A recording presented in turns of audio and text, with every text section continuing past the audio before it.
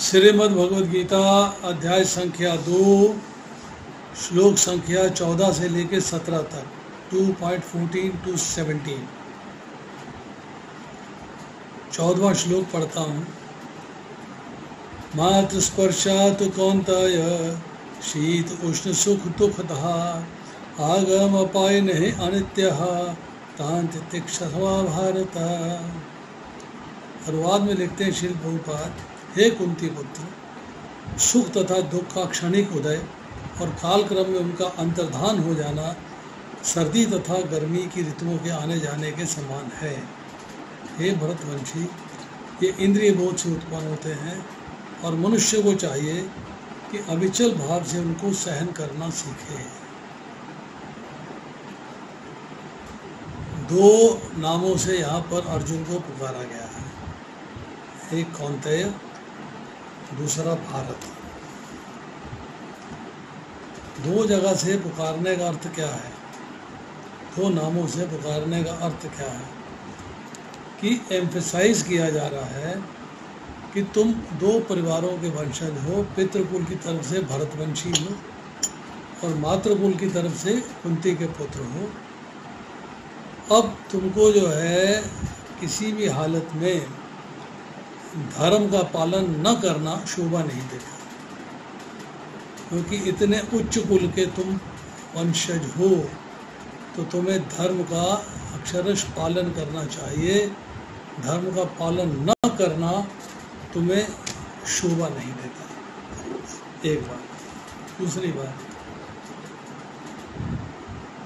सुख और दुख का क्षणिक उदय और कालक्रम में उनका अंतर्धान हो जाना।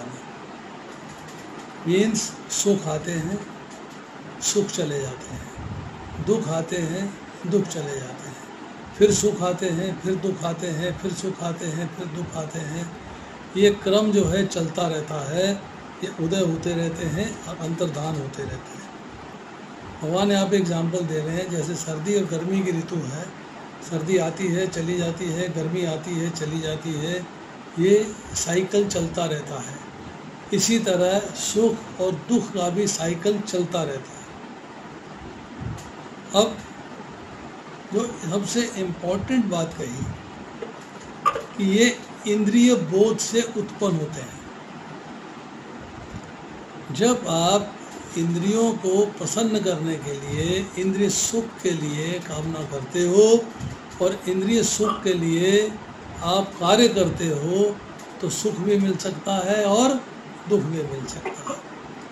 मेन सुख और दुख का जो ओरिजिन है, वो ओरिजिन जो है इंद्रियों से होता है, इंद्रियों के कारण होता है। अब किसी का माइक खुला हुआ है, डिस्टर्बेंस आ रही है। अब माता जी लोग बंद ना करें तो मैं क्या करूं?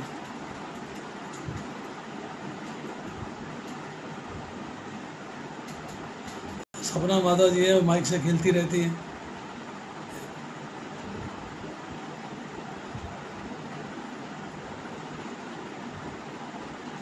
आपको लेक्चर शुरू होने से पहले जब ऑडियो कनेक्ट करते हो तुरंत ऑफ कर देना चाहिए।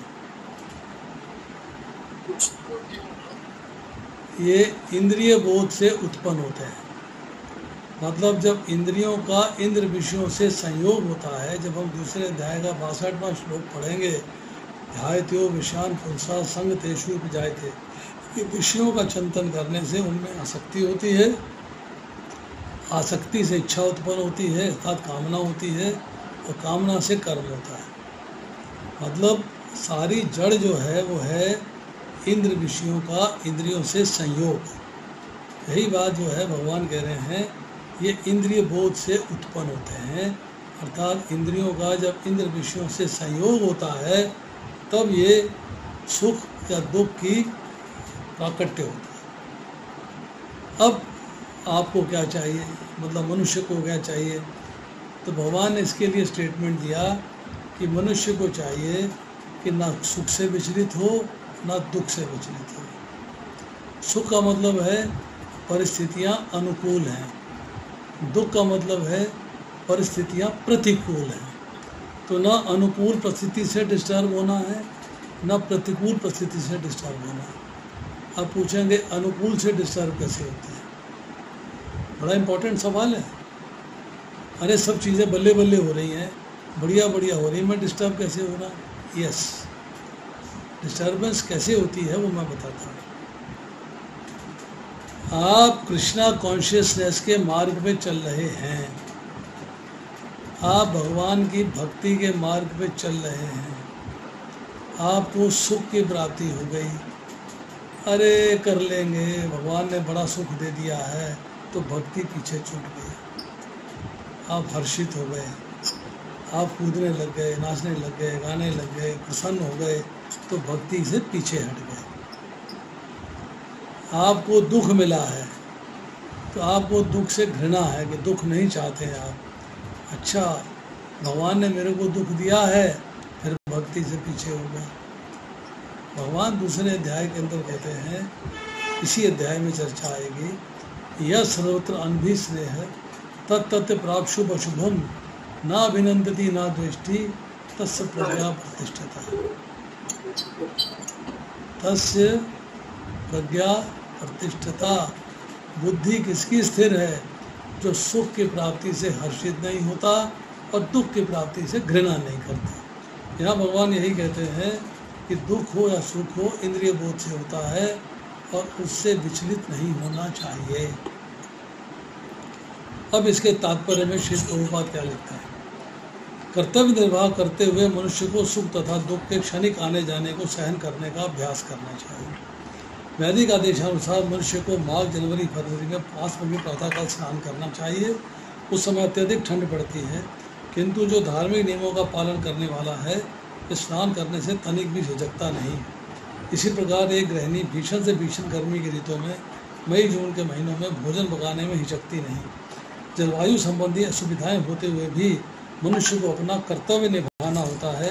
इस प्रकार युद्ध करना क्षत्रिय का धर्म है, अतः उसे अपने किसी मित्र या परिजन से भी युद्ध करना पड़े तो उसे अपने धर्म से विचलित नहीं होना चाहिए। मनुष्य को ज्ञान प्राप्त करने के लिए धर्म के विधि विधान पालन करने होते हैं, क्योंकि ज्ञान तथा भक्ति से ही मनुष्य अपने आप को माया के बंधन से छुड़ा सकता है। माया के बंधन से छुड़ा पाना, भगवान ने कहा है, देवी ही ऐसा गुणमयी मम माया दुरितया, कि जो मेरी देवी प्रकृति की शरण में आ जाते हैं, जो मेरी देवी प्रकृति की शरण में आ जाते हैं, वो माया के बंधन से छूट जाते हैं।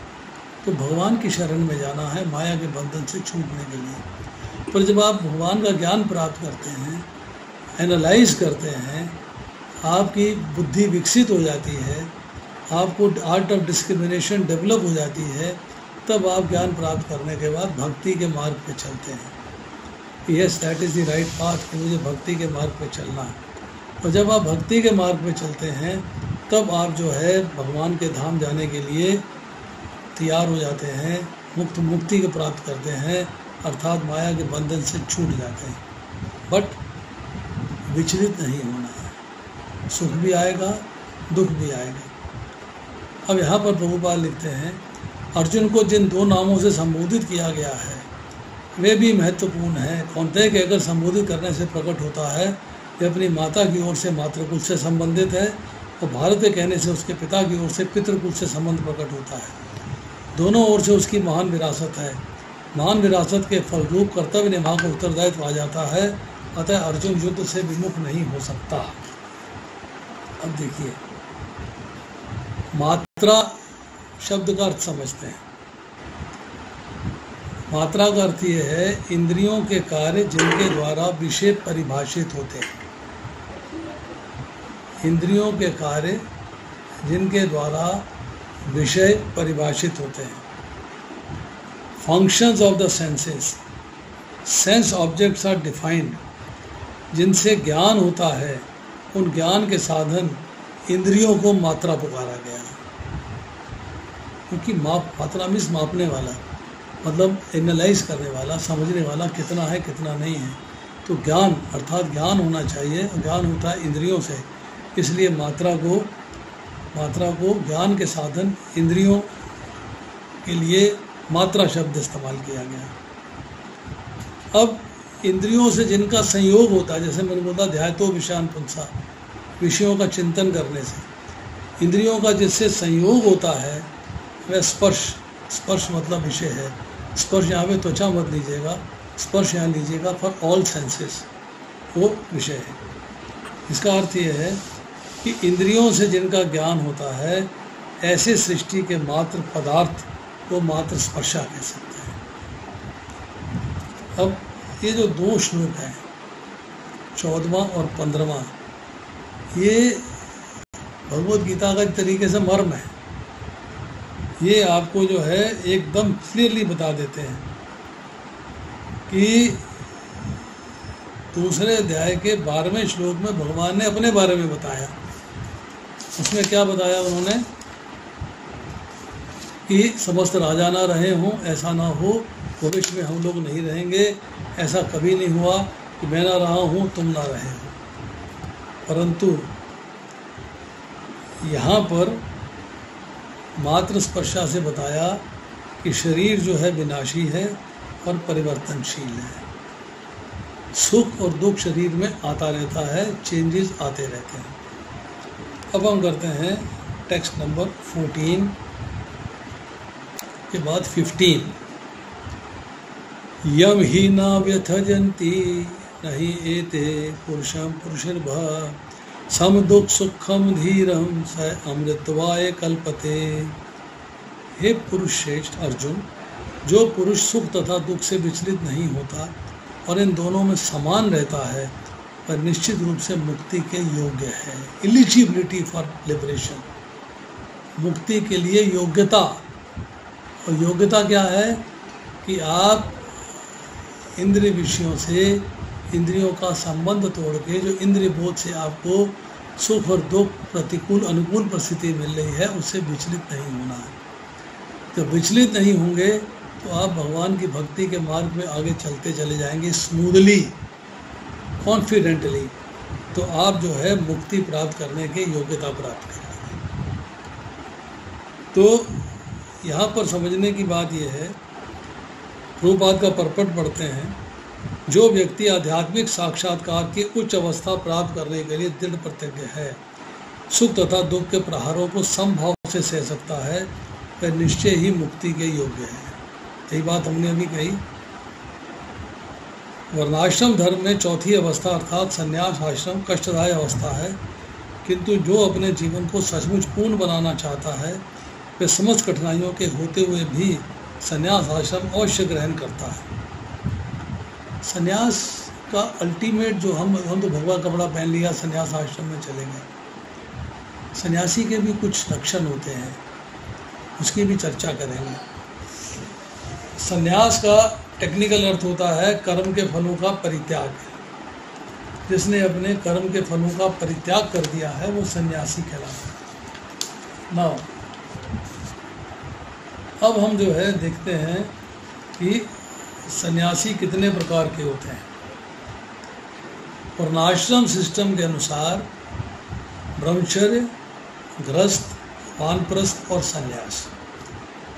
गृहस्थ के बाद आप वन में चले गए हैं, वानप्रस्थ में रह के आपने गृहस्थ में जो कार्य किया है, जो वेदों के ब्राह्मण संहिता का पालन किया है, कर्म कांड किए हैं, उसको एनालाइज करते हैं और फिर उपासना कांड में आते हैं, भगवान की भक्ति करते हैं, भगवान को प्राप्त करने के साधन में आते हैं।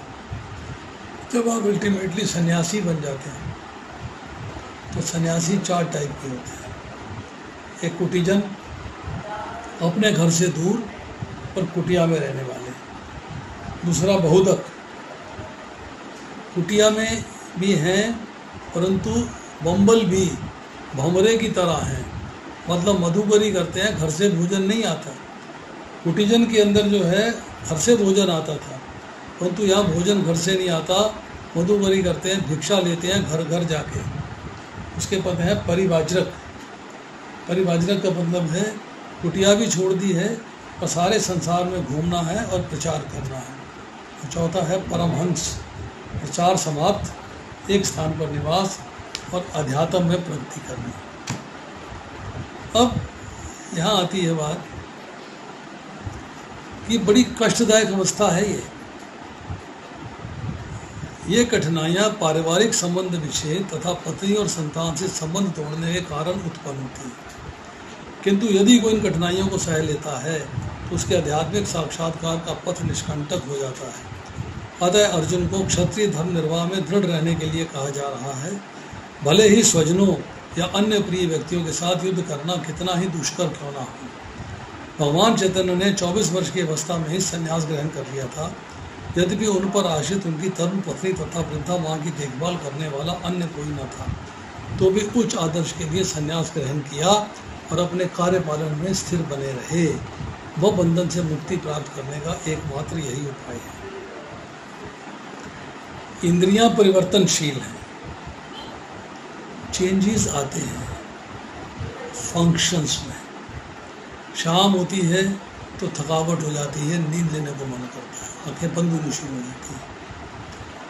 अब दुख, जब परिस्थितियां प्रतिकूल होती हैं, सुख की इच्छा तो है परंतु सुख नहीं मिलता है तो दुख होता है।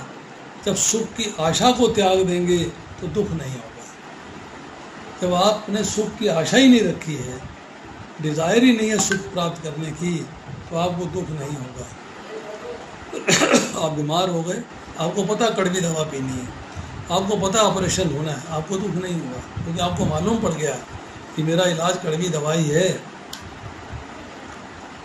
सुख दुख का भोग 84 लाख योनियों में डालता है, और इनसे अगर ऊंचे उठना है, इसका मतलब है अब मुक्ति प्राप्त होनी है। Now you will get liberation. अब है श्लोक संख्या 16।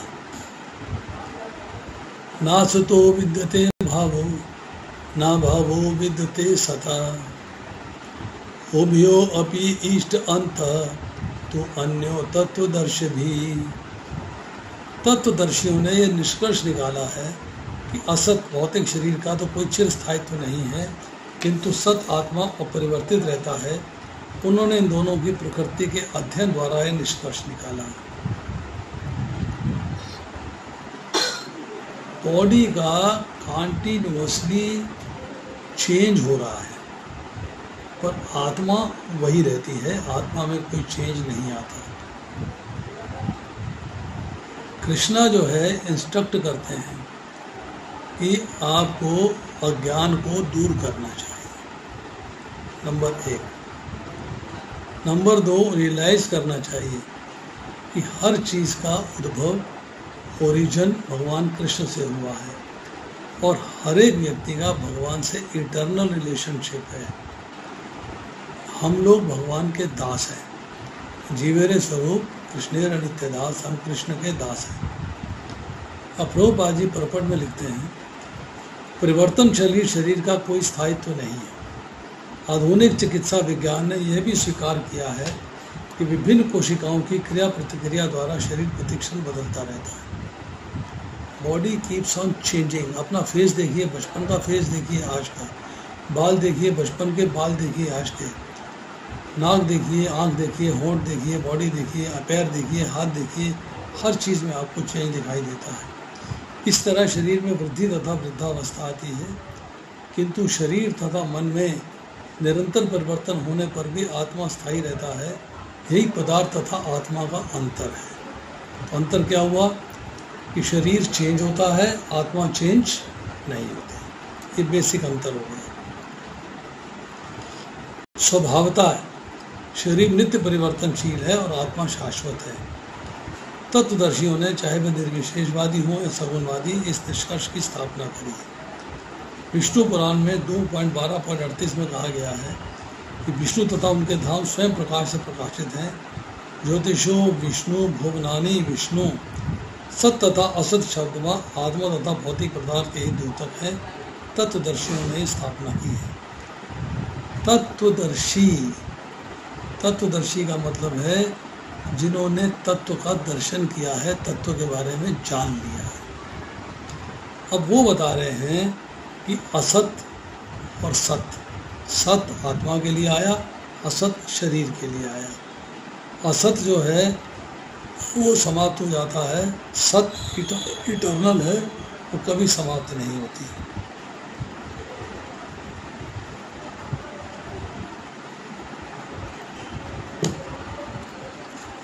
अब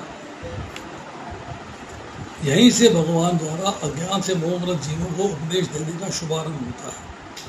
अज्ञान को हटाने के लिए आराधक और आद्य के बीच में पुनः शाश्वत संबंध स्थापित करना होता है और फिर अंश रूप में जीवों तथा श्री भगवान के अंतर को समझना होता है। बेसिक लाइन है, अंडरस्टैंड करना चाहिए कि अज्ञान हटाना है। If you want to get remove your ignorance, तो उसका एक ही रास्ता है, आराधक आप हैं, आराध्य भगवान हैं, दोनों के बीच में आपको एक इटर्नल रिलेशनशिप मेंटेन करना, भगवान से संबंध को कैसे निभाना है, ये तो भगवत गीता पढ़ा रही। और हम अंश हैं, वो पूर्ण है, इस डिफरेंस को समझना है कि हम में और भगवान में क्या अंतर है। कोई भी व्यक्ति आत्मा के अध्ययन के द्वारा परमेश्वर के स्वभाव को समझ सकता है। आत्मा तथा परमात्मा का अंतर अंश तथा पूर्ण के अंतर के रूप में है। आप अंश हो, भगवान पूर्ण है, उसमें क्या डिफरेंस है ये आपको समझ लेंगे। वेदांत सूत्र तथा श्रीमद् भागवत में परमेश्वर को समस्त उद्भव प्रकाश का मूल माना गया है। अहम सर्वस्व प्रभो, सब कुछ मेरे से ही तो उद्भूत होता है। ऐसे उद्भवों का अनुभव परा तथा अपरा प्रकृति क्रमों द्वारा किया जाता है। इन्फीरियर एंड सुपीरियर एनर्जी दोनों भगवान से आती है। जीव का संबंध परा प्रकृति से है, जैसा कि 7वें अध्याय में स्पष्ट हो जाएगा। यद्यपि शक्ति तथा शक्तिमान में कोई अंतर नहीं है, किंतु शक्तिमान को परम माना जाता है और शक्ति तथा प्रकृति को गौण। शक्तिमान से ही तो शक्ति आ रही है, तो सुपीरियर कौन हुआ? शक्तिमान। और इन्फीरियर कौन हुई? शक्ति। और चूंकि जीव जो है भगवान का अंश है, इसलिए प्रकृति से सुपीरियर है। अतः सारे जीव उसी तरह परमेश्वर के सदैव अधीन रहते हैं, जिस तरह सेवक स्वामी या शिष्य गुरु के अधीन रहता है। अज्ञान अवस्था में ऐसे स्पष्ट ज्ञान को समझ पाना असंभव है। Those who are ignorant, they won't able to understand. अतः ऐसे अज्ञान को दूर करने के लिए सदा सर्वदा जीवों को प्रबुद्ध करने के हेतु भगवान भगवत गीता को उपदेश देते हैं। प्रबुद्ध करने का मतलब है नॉलेजफुल बनाना, ज्ञानवान बनाना। तो भगवान जो है अज्ञान को दूर करते हैं और आपको ज्ञानवान बनाते हैं, उसके लिए भगवत गीता का उपदेश देते हैं। अब देखिए, नासतो विद्यतो भावा, ये चर्चा आई।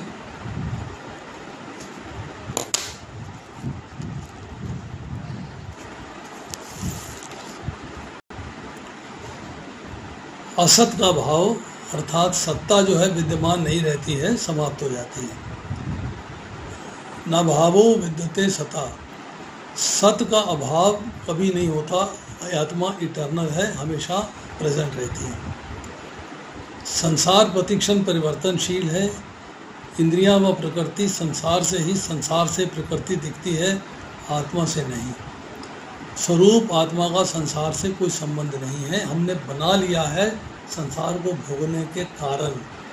टेक्निकली आत्मा का संबंध भगवान के साथ है, पर चूँकि हम भौतिक संसार में आ गए हैं, तो हमने जो है अपना संबंध आत्मा के साथ छोड़ के और संसार के साथ बना लिया है। भागवतम में कहा गया है, नित्यता हिंगम भूतानि भवति च भवन्ति च पालने लक्ष्य वेगेन सूक्ष्मता न दृश्यते। यद्यपि प्रतिक्षण ही शरीरों की उत्पत्ति और नाश होता रहता है, तथापि काल की गति अत्यंत सूक्ष्म होने के कारण उसका प्रतिक्षण उत्पन्न और नष्ट होना दिखाई नहीं देता है। यू कांट सी, बट आप किसी को साल 2 साल के बाद देखते हैं, तेरे में तो चेंज आ गया। और रोज़ देखते हैं तो चेंज नहीं पता लगता। रोज़ देखते हैं तो लगता है वही है, परंतु जैसे जैसे आप साल में, 2 साल में, 3 साल में, 5 साल में देखेंगे, तो यार तो बड़ी शक्ल बदल गई, ये हाइट बदल गई, इसके तो अंग प्रत्यंग बदल गए, तो चेंज दिखाई देता है। अब आते हैं हम श्लोक संख्या 17।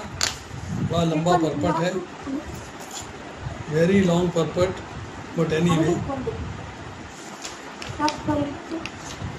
रितु माता जी ऑडियो बंद करो।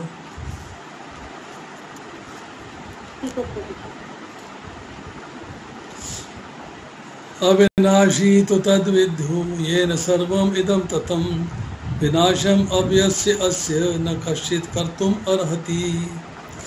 जो सारे शरीर में व्याप्त है उसे ही तुम अविनाशी समझो। उस अवयव आत्मा को नष्ट करने में कोई भी समर्थ नहीं है। Everyone can perceive soul through its symptom। Symptom क्या है? कॉन्शियसनेस। अब यहाँ सोल के बारे में चर्चा आएगी, बहुत बढ़िया चर्चा। सोल का प्रेजेंस आपकी बॉडी में कैसे पता लगता है? चेतना से। कि आपके सारे शरीर में चेतना है, इसका मतलब है सोल प्रेजेंट है। उसके बाद लिविंग और डेड बॉडी में फ़र्क क्या है? लिविंग में जीवित अर्थात जीव है, निर्जीव अर्थात जीव नहीं है। जीव है और जीव नहीं है, this differentiate between living and dead. अब presence of soul can be felt, but constitution of soul only through spiritual master। Soul कैसी है, किस तरह की है, कहाँ है, क्या कार्य करती है, ये सारा ज्ञान आपको जो है गुरु के द्वारा प्राप्त होता है। अब प्रभुपाद परपट में क्या लिखते हैं ये पढ़ते हैं। इस श्लोक में संपूर्ण शरीर में व्याप्त आत्मा की प्रकृति का अधिक स्पष्ट वर्णन हुआ है। सभी लोग समझते हैं जो सारे शरीर में व्याप्त है वह चेतना है। प्रत्येक व्यक्ति को शरीर में किसी अंश या पूरे भाग में सुख दुख का अनुभव होता है, किंतु चेतना की ये व्याप्ति किसी शरीर तक ही सीमित रहती है। एक शरीर के सुख दुख का बोध दूसरे शरीर को नहीं हो पाता। आपकी सोल आपके शरीर में चेतना देगी, दूसरे की सोल दूसरे के शरीर में चेतना देगी। आपकी सोल दूसरे के चेतना नहीं दे सकती और उसकी सोल आपको चेतना नहीं दे सकती। एक बात जैसे बताया कि सोल जो है हृदय में विराजमान रहती है, परंतु उसकी वजह से सारे शरीर में चेतना रहती है, कॉन्शियसनेस रहती है। एक शरीर के सुख दुख का बोध दूसरे शरीर को नहीं हो पाता, फलता है प्रत्येक शरीर में व्यष्टि आत्मा है। व्यष्टि मीन्स इंडिविजुअल। आप में एक ही सोल है, इंडिविजुअल सोल है, और इस आत्मा की उपस्थिति का लक्षण चेतना के द्वारा परिलक्षित होता है। You can understand it, realise it only through consciousness. इस आत्मा को बाल के अग्रभाग के 10,000वें भाग के तुल्य बताया गया है। श्वेताक्षर उपनिषद 5.9 में इसकी पुष्टि हुई है। बालग्रशस्त भागस्य शतधा कलिपतस्य च भागो जीव सविज्ञ चाणत्याय कल्पते।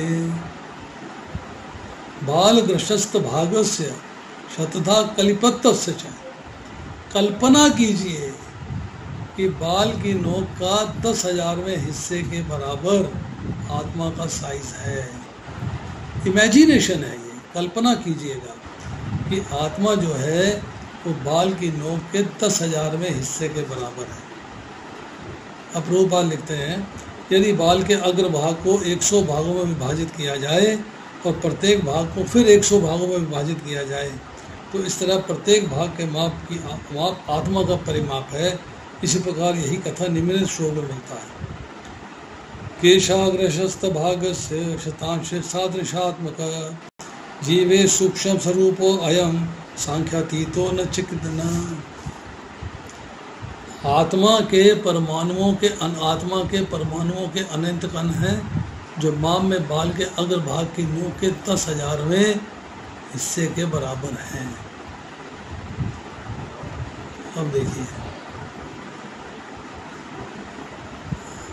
जब सोल हृदय से अर्थात आपके शरीर से निकल जाती है, आँखें, कान, नाक, जिह्वा, दिमाग सब कार्य करना बंद कर देते हैं। हृदय कार्य करना बंद कर देता है। सोल कंट्रोल करती है and is present in whole of the body. सारे शरीर में चेतना के रूप में उपस्थित है। सारे ऑर्गन आत्मा की उपस्थिति से कार्य कर रहे हैं, पर they are all consciously working consciousness की वजह से। अब प्रभुपाद लिखते हैं, इस प्रकार आत्मा का प्रत्येक कण भौतिक परमाणुओं से भी छोटा है और ऐसे असंख्य कण हैं।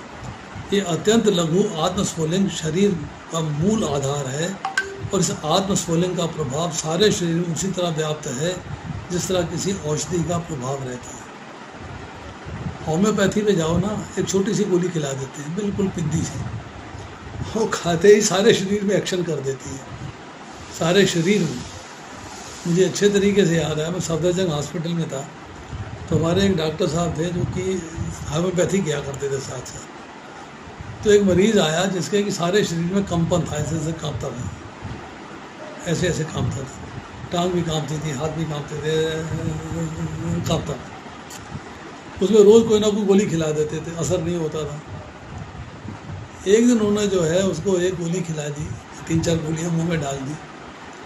अब मानेंगे नहीं कि 5 सेकंड में उसका कंपन बंद हो गया। तो सारा शरीर कांप रहा था, विद इन 5 सेकेंड्स जीभ पे गोली रखी है, 5 सेकंड में कंपन गायब हो गया। मतलब उसने जीवा के थ्रू खून में गई और खून में ज़्यादा सारी बॉडी में एक्ट किया। तो अगर हम इससे हम होम्योपैथी से समझ सकते हैं कि गोली कितना छोटा काम करती है, तो आत्मा को समझना क्या मुश्किल है कि हृदय में बैठी सारे शरीर में चेतना दे रही, सारा शरीर काम कर रहा है।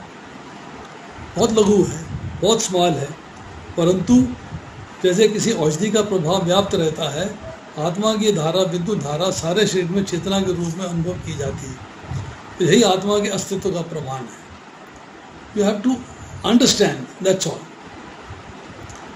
सामान्य व्यक्ति भी समझ सकता है कि भौतिक शरीर चेतना रहित होने पर मृतक हो जाता है और शरीर में इस चेतना को किसी भी भौतिक उपचार से वापस नहीं लाया जा सकता। अतः ये चेतना भौतिक संयोग के फलस्वरूप नहीं है, अपितु आत्मा के कारण है। सब कुछ जानने वाला है।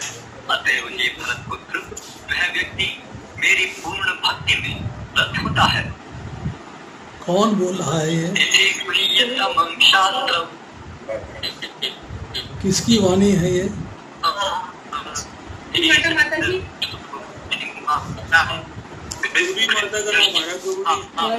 बहुत ज्यादा पेन है। तो बोलो 5 मिनट रुकना पड़ेगा, 5 मिनट रुकना।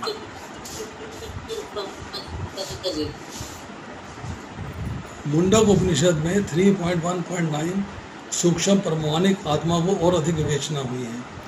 आत्मा आकार में परमाणु तुल्य है, जिसे पूर्ण बुद्धि के द्वारा जाना जा सकता है। यह अनु आत्मा 5 प्रकार के प्राणों में तैर रहा है, प्राण, अपान, व्यान, समान तथा उदान। ये हृदय के भीतर स्थित है और देहधारी जीव के पूरे शरीर में अपने प्रभाव का विस्तार करता है। जब आत्मा को 5 वायुओं में कलमश से शुद्ध कर दिया जाता है, इसका आध्यात्मिक प्रभाव प्रकट होता है। तो ये 5 जो प्राण हैं, इसकी अभी चर्चा करेंगे। हठ योग का प्रयोजन विविध आसनों के द्वारा उन 5 प्रकार के प्राणों को नियंत्रित करना है जो आत्मा को घेरे हुए हैं। यह योग किसी भौतिक लाभ के लिए नहीं, अपितु भौतिक आकाश के बंधन से अनु आत्मा की मुक्ति के लिए किया जाता है। इस प्रकार अनु आत्मा को सारे वैदिक साहित्य ने स्वीकारा है और प्रत्येक बुद्धिमान व्यक्ति अपने व्यवहारिक अनुभव से इसका प्रत्यक्ष अनुभव करता है।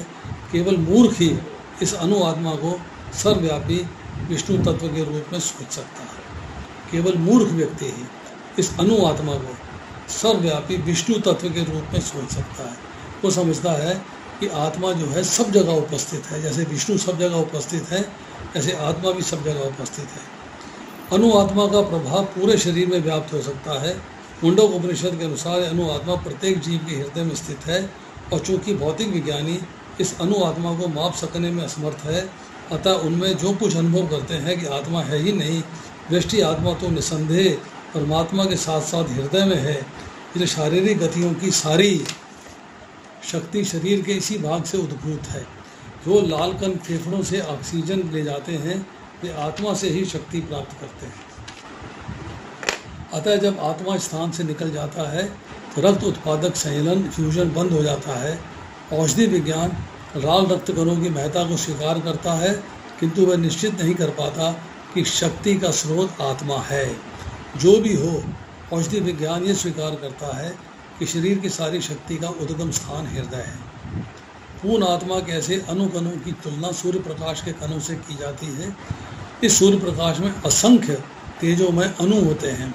इस प्रकार परमेश्वर का अंश उन्हीं किरणों के परमाणु स्फुलिंग है जो प्रभा या पराशक्ति कहलाते हैं।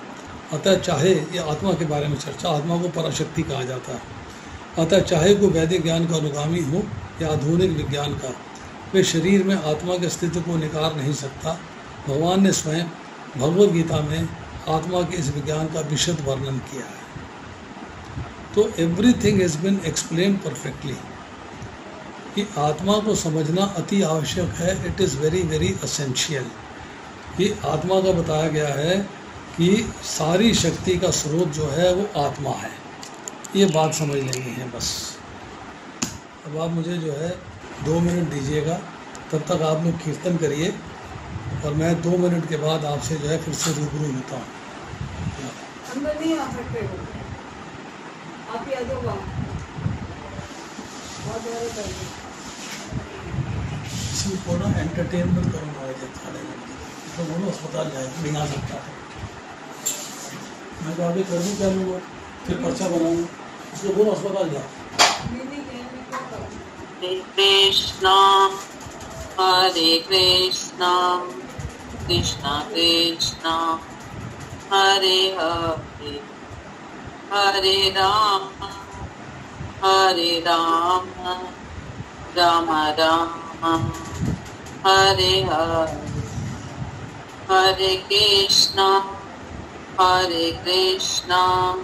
कृष्णा कृष्णा हरे हरे हरे राम राम राम हरे हरे हरे कृष्णा कृष्णा कृष्णा हरे हरे हरे राम राम राम हरे हरे हरे कृष्णा कृष्ण कृष्ण हरे हरे हरे राम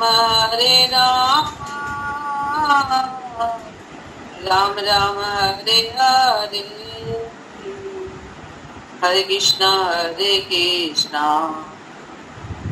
कृष्णा कृष्णा हरे हरे हरे राम राम राम हरे हरे जय राधा माधव राधे जय राधा पद सती राधे जय सीता राम लक्ष्मण हनुमान सीता राम लक्ष्मण हनुमान जय सीता राम लक्ष्मण हनुमान सीता राम लक्ष्मण हनुमान। थैंक यू माता जी, थैंक यू। यहाँ पर एक शब्द आया है इसके अंदर, सर्वम इदम। सर्वम इदम का अर्थ है, सर्वम मीन संपूर्ण, सर्व संपूर्ण। यहाँ पे संपूर्ण शरीर के लिए इस्तेमाल हुआ है। इदम मतलब यह है, कई जगह पर इदम सर्वम शब्द इस्तेमाल हुआ है। तो 9वें अध्याय के 4थे श्लोक में, 7वें अध्याय के 7वें श्लोक में, 7वें अध्याय के 13वें श्लोक में, 18वें अध्याय के 46वें श्लोक में, 8वें अध्याय के 22वें श्लोक में और 8वें अध्याय के 28वें श्लोक में जो है इस शब्द की चर्चा है। जगह जगह भगवान ने इस शब्द की चर्चा की। दूसरे अध्याय के 17वें श्लोक में ये आत्मा के लिए इस्तेमाल हो रहा है। 8वें अध्याय के 22वें श्लोक में ये भगवान के लिए इस्तेमाल हो रहा है, भक्ति की दृष्टि से। और फिर 18वें अध्याय के 46वें श्लोक में फिर भगवान के लिए इस्तेमाल हो रहा है, भक्ति की दृष्टि से। अब ततम इदम सर्वम 9वें अध्याय के 4थे श्लोक में इस्तेमाल हो रहा है। भगवान कह रहे हैं संपूर्ण संसार मेरे से व्याप्त है। और ततम सर्वम इदम 7वें अध्याय के 28वें में वो इस्तेमाल हो रहा है भगवान के लिए, भक्ति की दृष्टि से। तो ये जो है हमें बताता है, अब हम प्राणों की चर्चा करते हैं। जो 5 प्राण हैं जिसकी यहाँ चर्चा हुई है, प्राण, अपान, व्यान, समान तथा उदान, ये 5 मेन हैं और 5 गौण हैं, उप प्रधान हैं। 5 प्रधान वायु हैं, 5 प्रधान हैं और 5 उप प्रधान हैं। प्राण का स्थान है हृदय में, श्वास को बाहर निकालना और खाए हुए अन्न को पचाना इसका कार्य है। अपान का स्थान है गुदा में, श्वास को भीतर ले जाना, मल मूत्र को बाहर निकालना और गर्भ को निकालना, ये अपान का कार्य है। उदान, उदान है कंठ में, गले में रहता है। पचे हुए भोजन के रस को सब अंगों में बांटना, ये उदान का कार्य है। ये समान का, सॉरी ये समान है नाभि में, समान है नाभि में, ये पचे हुए भोजन के रस को सब अंगों में बांटता है। और उदान, उदान है कंठ में, भोजन के गाढ़े भाग और जल भाग को अलग अलग करके सूक्ष्म शरीर को स्थूल शरीर से अलग करना और दूसरे शरीर में ले जाना। और व्यान, व्यान का मतलब होता है शरीर व उसके अंगों को सिकोड़ना तथा फैलाना, ये सारे शरीर में उपस्थित है। तो पहला है प्राण, श्वास को बाहर निकालना, खाए अन्न को पचाना।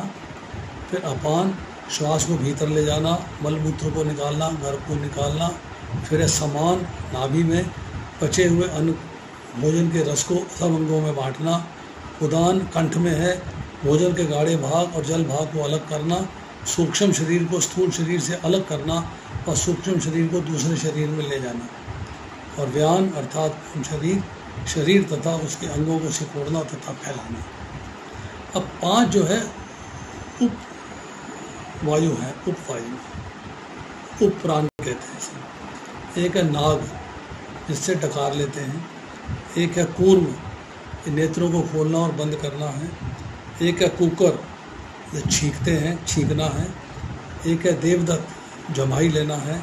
और एक है धनंजय, कि मृत्यु के बाद भी ये शरीर में रहता है, जिससे मृत शरीर फूल जाता है। तो ये जो है, ये 5 प्रकार के प्राणों में जो है आत्मा उपस्थित है।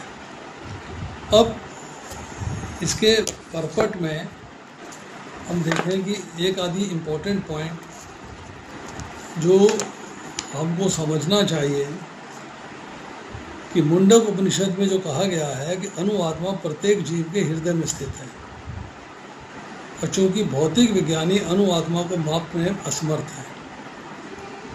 मैं आपको एक बड़ी अच्छी कहानी सुनाता हूँ, शायद आपको आनंद आए। बहुत बढ़िया बात है। एक 7 साल की लड़की है, 7 years old।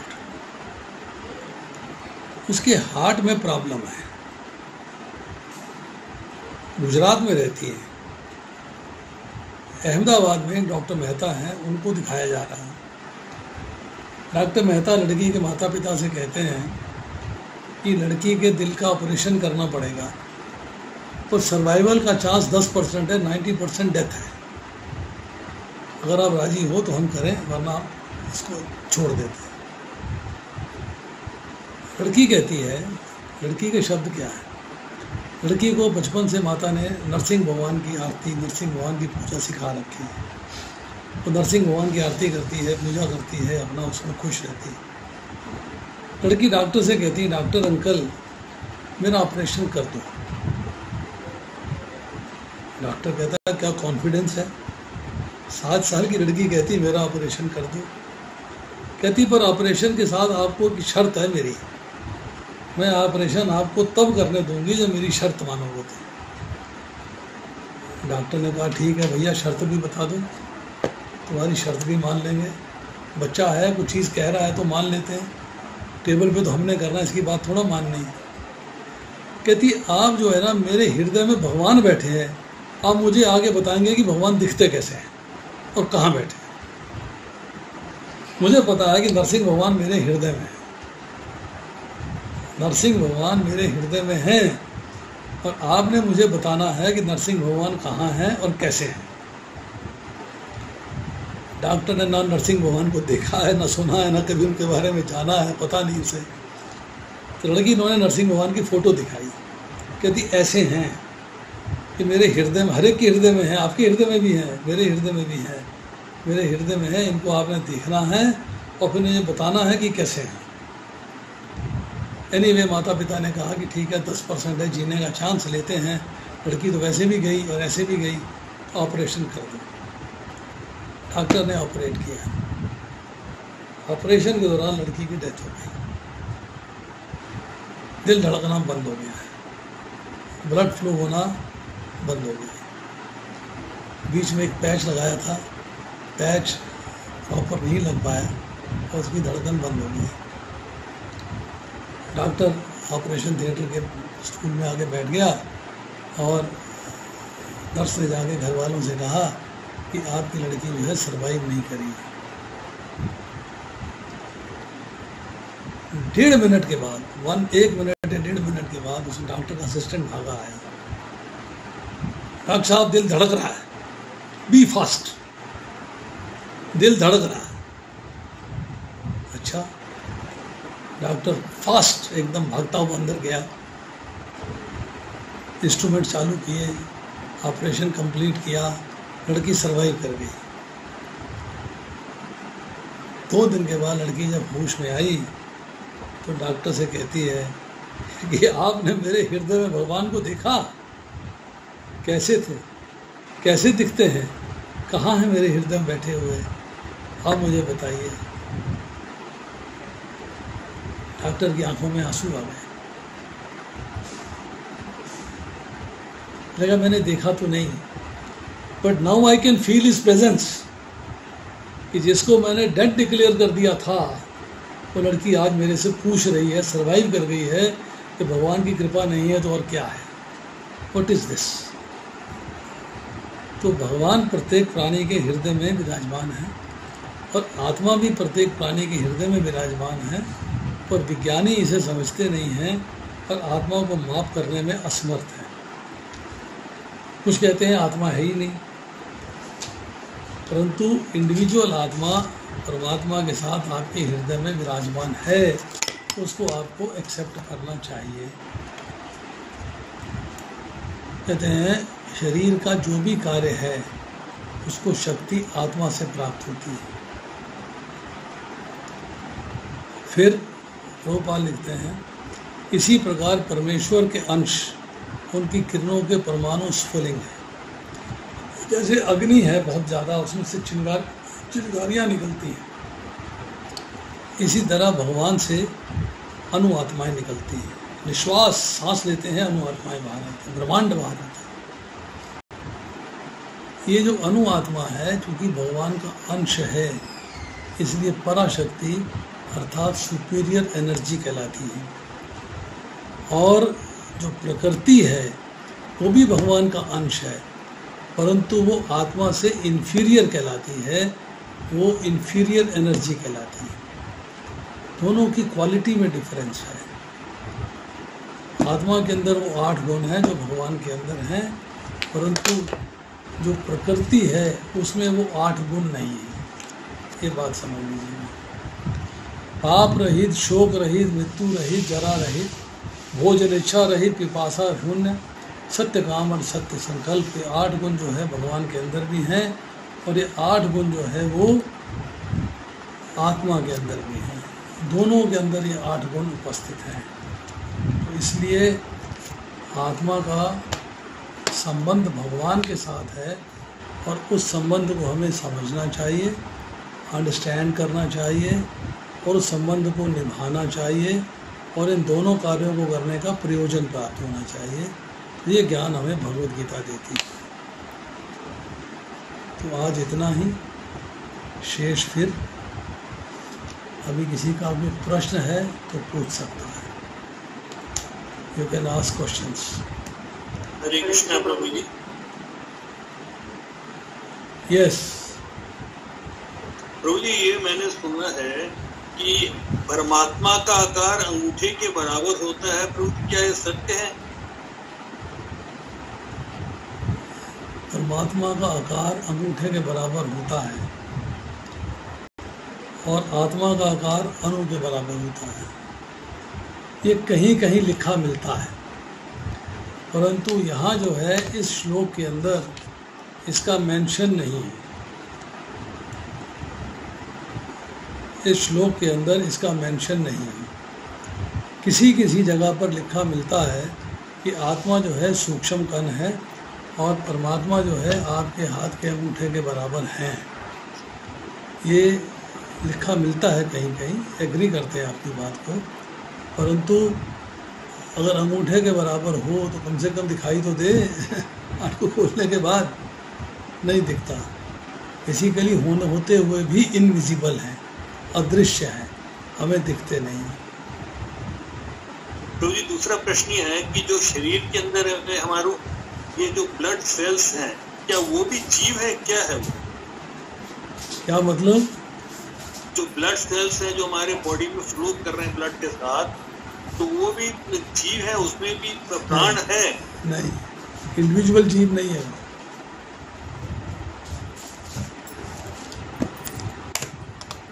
वो इंडिविजुअल बैक्टीरिया बोलते हैं, जैसे बैक्टीरिया है बॉडी में, बैक्टीरिया है, वो इंडिविजुअल जीव है। लाल कण जो है प्रकृति का अंश है, वो जीव नहीं है। लाल कण जो है प्रकृति का अंश है, वो जीव नहीं है। ये बात आप समझ लीजिए।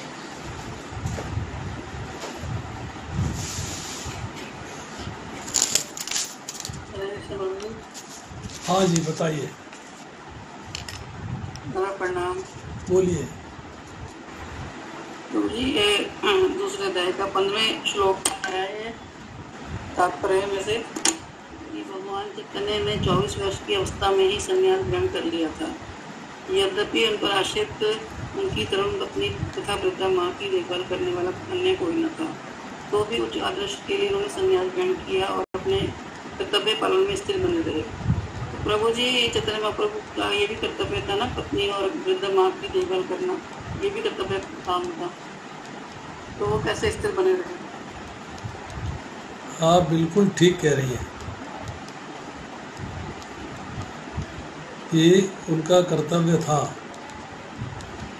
उन्हें जो है करना चाहिए था, पर उन्होंने नहीं किया। भगवान की लीला आप पार पा सकते हैं क्या? नहीं प्रभु जी। तो इसलिए ये भगवान अपनी लीला कर रहे हैं कि उन्होंने 24 वर्ष की अवस्था में वनवास लेके, संन्यास लेके, उन्होंने जो है जो आगे प्रचार का कार्य करना है घर में रहते हुए नहीं कर सकते थे। उन्होंने शो किया है कि अगर आपको आगे कार्य करना है तो थोड़ा सा सेक्रीफाइस व्यक्ति को करना पड़ेगा। आज देश का प्रधानमंत्री है, देश की सेवा करने के लिए पत्नी को छोड़ा हुआ है, अब बोले उसका कर्तव्य नहीं है उसके प्रति, है कि नहीं? परंतु जब दूसरा कर्तव्य जो है पहले कर्तव्य के ऊपर हावी हो जाता है, ज़्यादा हो जाता है, तब आपको जो है ये देखना पड़ता है कि मुझे क्या करना चाहिए और मुझे क्या नहीं करना चाहिए। चैतन्य महाप्रभु ने संन्यास लिया है, पत्नी को त्यागने के लिए संन्यास नहीं लिया है, संन्यास लेने के लिए पत्नी को त्यागा है। उन्होंने ये देखा है कि मुझे पत्नी को त्यागना है, इसलिए कि मैं पत्नी को त्यागे बिना जो मेरा अगला कार्य है उसे पूरा नहीं कर सकता। मुझे अगले कार्य को पूरा करने के लिए पत्नी को त्यागना ही पड़ेगा, अर्थात मुझे संन्यास ग्रहण करना ही पड़ेगा। अल्ट्रासाउंड करा देंगे, ठीक है जी? प्रभु जी। हरे कृष्ण प्रभु जी। यस प्रभु जी, जहाँ जहाँ भगवत गीता में प्रकृति वर्ड यूज हुआ है, अभी भी आपने बताया जो प्रकृति है वो अपरा शक्ति है भगवान की, ये प्रकृति का क्या मतलब है? अभी आपने ब्लड सेल्स भी बोला कि वो प्रकृति है, क्या मतलब होता है ये प्रकृति का? बड़ा टेढ़ा सवाल किया आपने।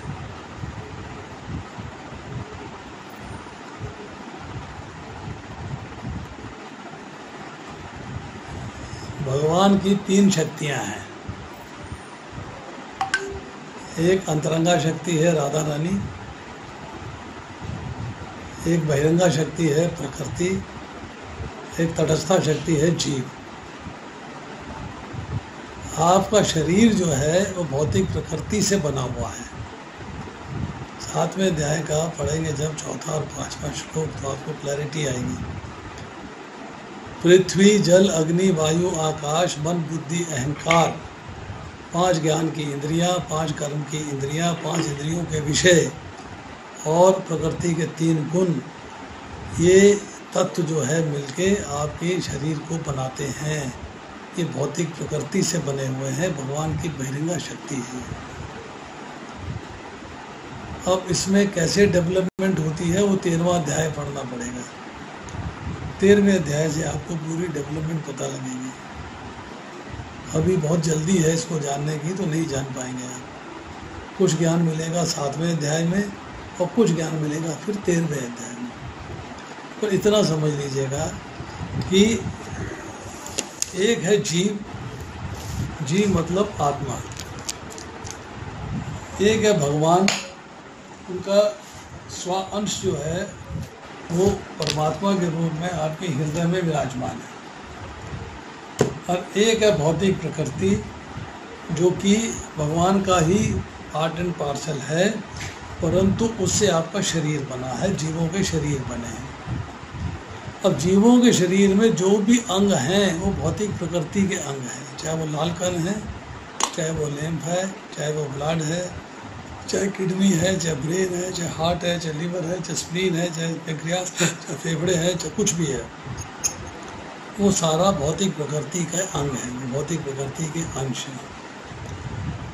जब सर्ग होता है और फिर महासर्ग होता है, सर्ग के अंदर जो है सारे जीव अपने कर्म फलों के साथ और मन, बुद्धि, अहंकार और सूक्ष्म इंद्रियों के साथ भगवान के शरीर से प्रकट होते हैं, बाहर आते हैं। अब आत्मा आ गई, अब शरीर बनना कैसे बनेगा? तो 14वां अध्याय पढ़ते हैं तो भगवान उत्तर देते हैं कि मैं दृष्टिपात करता हूँ। मेरी दृष्टिपात होने पे जीवों का संबंध भौतिक प्रकृति के साथ बन जाता है, संसर्ग हो जाता है। जैसे किसान खेत के अंदर बीज डालता है तो किसान जो है बीज का संबंध खेत के साथ करा देता है। तो बीज को यहाँ आत्मा समझिए और खेत को प्रकृति शरीर समझिए। तो जो भौतिक प्रकृति के साथ भगवान जो है जीवों का संबंध करा देते हैं दृष्टिपात करने से, तब ब्रह्मा जी की ड्यूटी शुरू होती है उनको शरीर प्रदान करने की। तो उनसे फिर शरीर की प्राप्ति होती है, तब आपको शरीर मिलता है। ब्रह्मा जी आपके कर्म फलों के अनुसार, आपके संस्कारों के अनुसार, आपके भौतिक इंद्रियां जो थी सूक्ष्म हो गई उसके अनुसार, आपके मन, बुद्धि, अहंकार के अनुसार आपको शरीर की प्राप्ति कराते हैं, शरीर दिलवाते हैं। ये कार्य जो है ब्रह्मा जी का है।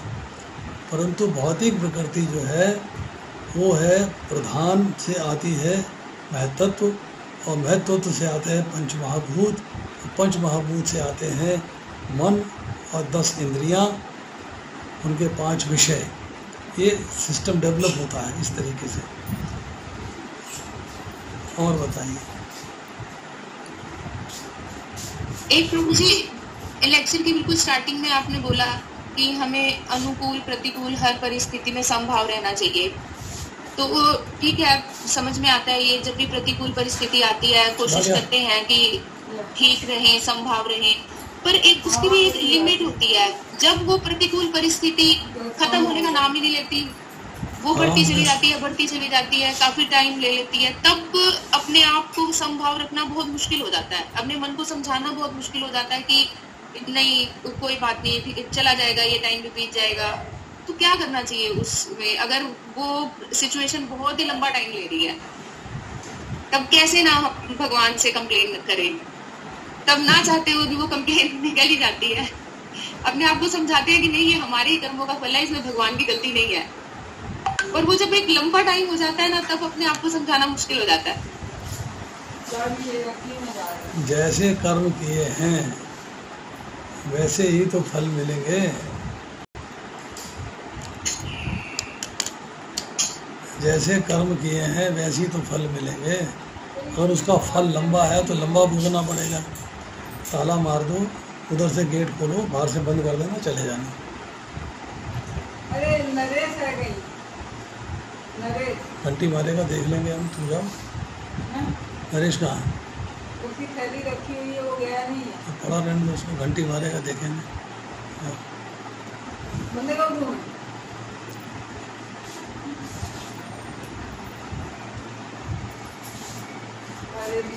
और पूछिए। तो ये जो 24 तत्व हैं प्रकृति में, ये इंटर डिपेंडेंट है या इंडिपेंडेंट है? हर चीज भगवान पे डिपेंडेंट है। आपस में प्रभु जी, जैसे मेरा एग्जांपल मैं दे रहा हूँ, जैसे 3 रंग है, रेड, ब्लू, ग्रीन। इन 3 रंगों के कॉम्बिनेशन से हम बहुत सारे अलग अलग रंग बना सकते हैं। तो जैसे उसी प्रकार से ये जो तत्व हैं, जैसे हमारी कर्म इंद्रियां हैं, ज्ञान इंद्रियां हैं, क्या इनके पीछे जल, अग्नि, वायु, आकाश, ये तत्व से बने हुए हैं, ये इंडिपेंडेंट नहीं है? मैंने अभी आपसे क्या बताया, आपने सुना ध्यान से? आपने बोला कि ये सभी भगवान पर डिपेंडेंट है। फिर सुनिए दोबारा से, कंफ्यूजन दूर करिए अपना। एक मूल प्रकृति है, जिसे अव्यक्त कहा जाता है, प्रधान कहा जाता है, ठीक है? उस मूल प्रकृति से प्रकट होती है समष्टि बुद्धि, जिसे कहा जाता है महत्तत्व। उस महत्तत्व में जब विक्षेप होता है, हलचल होती है, तो तत्व प्रकट होते हैं। क्या तत्व प्रकट होते हैं? 5 महाभूत, पृथ्वी, जल, अग्नि, वायु, आकाश। 5 महाभूतों से फिर प्रकाट्य होता है 10 इंद्रियों का, 5 उनके विषयों का और 1 मन का। कितने हो गए? 11, 5, 16।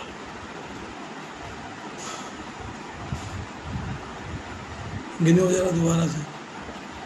5 ज्ञानेंद्रियां, 5 उनके विषय और 1 मन, 11 हो गए। और 5 महाभूत हो गए, 16 हो गए।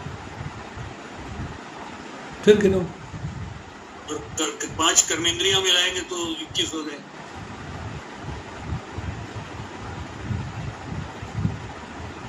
फिर गिनो। तो ये अभी मन, बुद्धि, अहंकार तो इसमें जोड़ा नहीं है, आपने अभी बोला नहीं है, तो उसमें जोड़ा नहीं। समष्टि बुद्धि से जो है बीच में स्टेप है अहंकार का। 5 स्थूल तत्व, 3 सूक्ष्म तत्व, 5 ज्ञान की इंद्रियां, 5 कर्म की इंद्रियां, 5 उनके विषय, और उसके बाद सतोगुण, रजोगुण और तमोगुण, ये सब मिला के 23 तत्व बनते हैं। इनमें आपस में परमुटेशन, कॉम्बिनेशन नहीं है, एक से दूसरा प्रकट हो रहा है। आपने जैसे महत्व से बोला कि 5 महाभूत हुए, जल, अग्नि की पृथ्वी, जल, अग्नि, वायु, आकाश, ये महत्व से प्रकट हुए। महत्व से आते हैं, साथ में अहंकार आता है, साथ में अहंकार आया। हाँ। फिर इनसे प्रकट हुए बाकी ज्ञानेंद्रियां, कर्मेंद्रियां, उनसे फिर बाकी चीजें प्रकट होती हैं। ठीक है। आप जो है मैथमेटिक्स मत लगाओ कि रेड, ग्रीन एंड ब्लू, इससे हमने जो है लाखों रंग बना दिए, ये यहाँ नहीं लगता। सब तत्व जो है इसके अंदर अलग अलग हैं। इंद्रियां कर्म की अलग हैं, ज्ञान की अलग है, मतलब जो ज्ञान इंद्रियां हैं अलग है और कर्म इंद्रियां अलग है, उनके विषय अलग हैं। इनमें परमुटेशन, कॉम्बिनेशन नहीं है कि आँख को आपने हाथ के साथ मिला दिया, एक नया कॉम्बिनेशन बना दिया, पैर को कान के साथ मिला दिया, एक नया कॉम्बिनेशन बना दिया, वो नहीं होता है।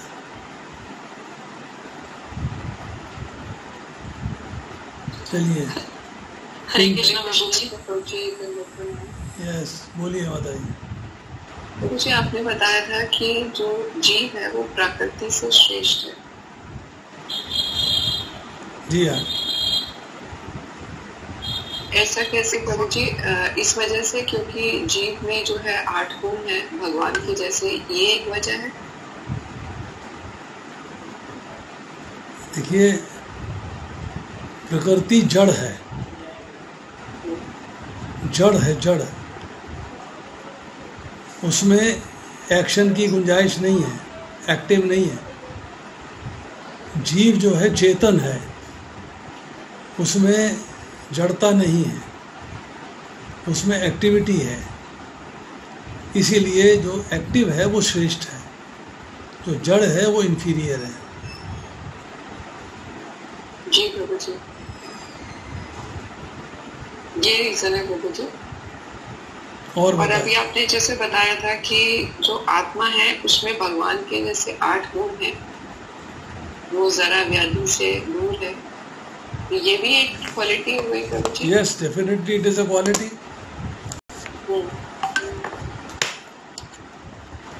थैंक यू प्रभु जी।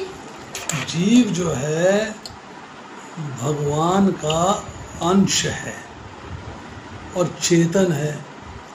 चेतन शरीर जो है जब प्रकृति के साथ मिलता है तो प्रकृति को चेतना देता है। प्रकृति कार्य कर पाती है चेतना की वजह से, आत्मा की प्रेजेंस से। अगर आत्मा शरीर को छोड़ देगी तो चेतना समाप्त हो जाएगी, शरीर डेड हो जाएगा, शरीर में कोई एक्टिविटी नहीं रहेगी। शरीर में, भौतिक प्रकृति में सेल्फ कोई एक्टिविटी नहीं है। जी प्रभु जी, थैंक यू प्रभु जी। हरे कृष्णा प्रभु जी।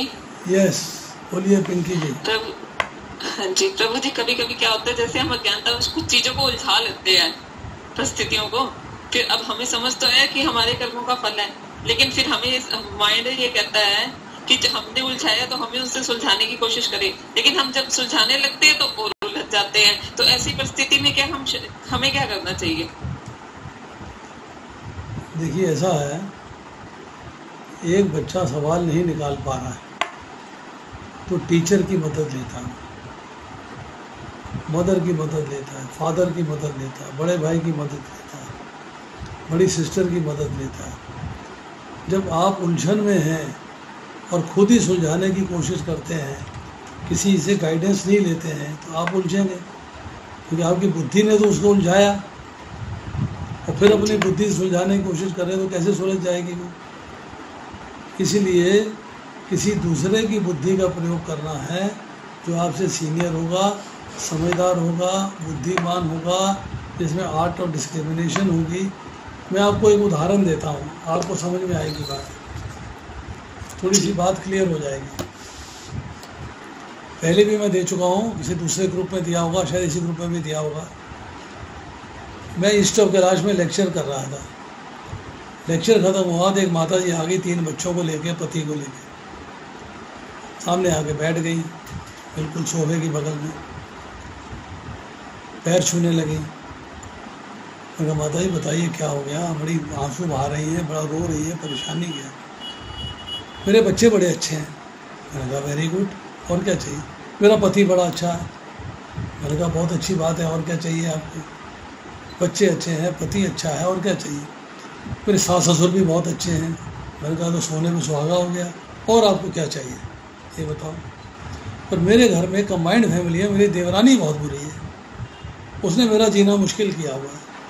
मेरे को वो रुलाती रहती है, ताने कसती रहती है, डायलॉग मारती रहती है, कमेंट करती रहती है। मैं उसकी वजह से बहुत परेशान हुआ, बड़ा दुखी हूँ, बड़ी बड़ी चिंतित, मतलब मेरा बड़ा बुरा हाल है। उसकी सारे कष्ट की वजह उसकी देवरानी थी। अब मुझे उसको कंसोल करना है, गाइडेंस देनी है, तो मैंने उसको एक बात बोली। मैंने कहा माता जी देखिए, ऐसा है कि आपके पुण्य फल फलित हो रहे हैं कि आपको परिवार अच्छा मिला, पति अच्छा मिला, बच्चे अच्छे मिले, सासुर अच्छे मिले, पर आपके पाप फल को भुगतवाने के लिए आपकी देवरानी आपके घर में आ गई। पाप फल भुगतवा रही है आपका। ये आपने पिछले जन्मों में पाप कर्म भी किए होंगे, पुण्य कर्म भी किए होंगे, तो पाप कर्म कैसे भुगतोगे आप? उन पाप कर्मों को भुगतवाने के लिए भगवान ने आप देवरानी को आपके घर में भेज दिया। वो देवरानी आपके पाप कर्म कम कर रही है, भुगतते जा रहे हैं, डायलॉग मारते जा रही है। एक भुगत गया, फिर तंग किया, फिर एक भुगत गया, फिर तंग किया, फिर एक भुगत गया। तो आप उसको थैंक यू किया करें। उसका धन्यवाद किया करो, उसकी बातों को इग्नोर कर दिया करो, उसे चिंतित ना हुआ करो, उसको आप हौले हौले हौले हौले धन्यवाद कर करके अपना बना लो बस। क्योंकि वो आपके पाप फलों को भुगतवा के पाप फलों को कम कर रही है। You should appreciate it. पुण्य फल तो आपको भुगत रहे हो, अच्छी बात है, पति अच्छा है, बच्चे अच्छे हैं, सास ससुर अच्छे हैं, परिवार अच्छा है। उसकी बात समझ में आ गई।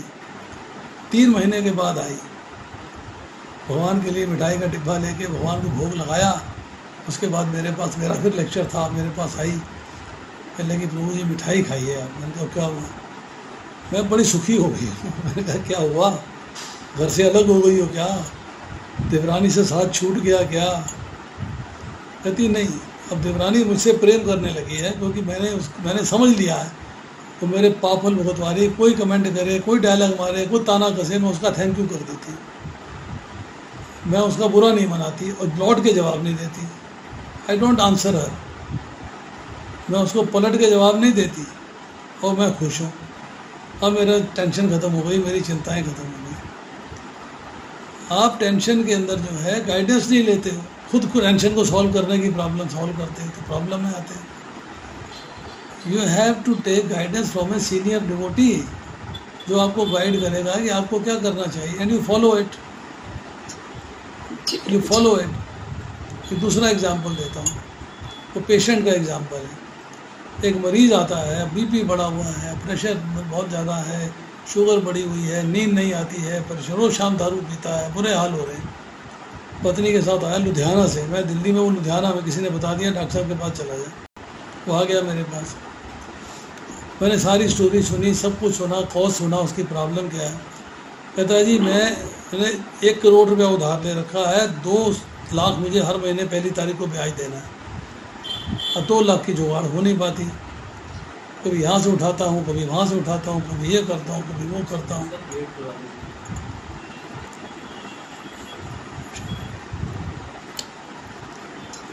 कभी ये करता हूँ, कभी वो करता हूँ, मैं हमेशा टेंशन में रहता हूँ। मैंने कहा अच्छा। पत्नी से पूछा कितने एसेट्स हैं, कितनी प्रॉपर्टी है। पत्नी ने कहा पैसा है, प्रॉपर्टी है, सब कुछ है। मैंने कहा फिर तो क्यों नहीं बेचती, तो बेच के 1 करोड़ चुकता कर दे, नक्की कर इसको। हाय हाय प्रॉपर्टी बेच दूँ, हाय हाय मेरी प्रॉपर्टी। मैंने कहा फिर पति चला जाएगा हाथ से, या पति चुन ले या प्रॉपर्टी चुन ले। 6 महीने बाद आई, ब्लड प्रेशर कंट्रोल है, डायबिटीज़ कंट्रोल है, नींद अच्छी आ रही है, प्रॉपर्टी बेच दी गई है, 1 करोड़ चुकता हो गया है, अब 2 लाख देना नहीं है, टेंशन ख़त्म है, रिलैक्स्ड है बिल्कुल एकदम फिक्ट है। किसी ये सब guidance has to be there. Problem क्या होती है कि हम लोग खुद जो है प्रॉब्लम्स क्रिएट करते हैं और फिर खुद ही सॉल्व करने की कोशिश करते हैं विदाउट गाइडेंस ऑफ समबडी। दूसरा को गाइड करता है तो कहता है हमारे मतलब की गाइडेंस नहीं, हम इसलिए करेंगे नहीं। उसके मतलब की नहीं थी प्रॉपर्टी बेचना, लिखवा दी ना उसकी प्रॉपर्टी, सुखी हो गई, पति की दवाइयाँ छूट गई, दारू छूट गई, नींद अच्छी आती है, खुश हो गया, प्रसन्न हो गया, चिंतित नहीं है, ही इज़ वेरी हैप्पी। तो आप सोचो कि आपको गाइडेंस चाहिए, और गाइडेंस में आपको उसको एनालाइज करके, लेफ्ट एंड राइट एनालाइज करके उसको फॉलो करना है, उसके ऊपर चलना है। वो आप चलते नहीं, and that is the cause of problem. राजकुमारी जी बोलो।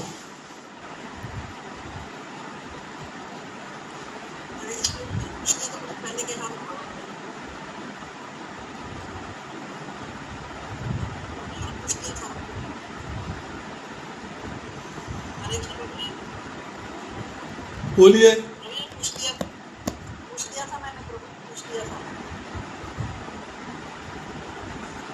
प्रभु जी जब हम 3 मोड्स ऑफ मटेरियल नेचर बोलते हैं तो इस तत्व रज और तमोगुण की बात करते हैं। 3 मोड्स का मतलब है सतोगुण, रजोगुण और तमोगुण।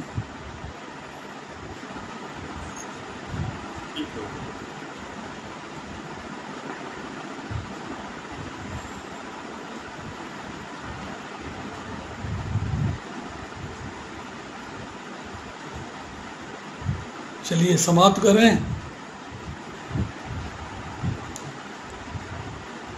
किसी का कोई सवाल नहीं है? Recording stopped.